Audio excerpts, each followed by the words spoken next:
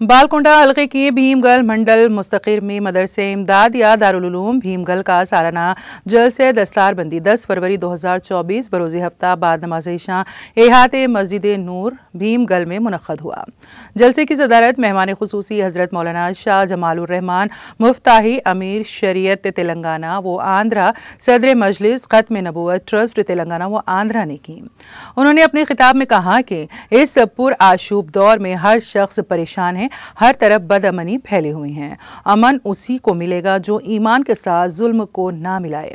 कुरान मजीद जुल्म से रोकता है और अदल की तालीम देता है। हमने कुरान मजीद को पढ़ना और पढ़ाना छोड़ दिया है, जिसकी वजह से हमारी जिंदगियों में जुल्म शामिल हो गया है।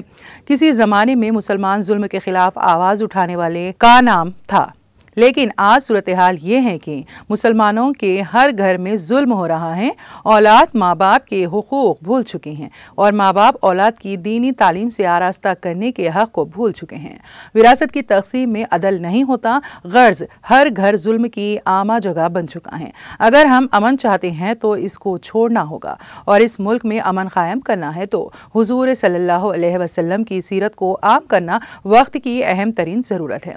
इस मौके पर मौलाना समीउल्लाह काज़मी सदर जमीयत उलमा निज़ामाबाद और हज़रत मुफ्ती मोहम्मद अब्दुल मोइज़ शामिज़ी सदर मजलिस तहफ़्फ़ुज़ ख़त्म नबूवत ट्रस्ट मेटपल्ली ने भी बसीरत अफरोज़ खिताब किया।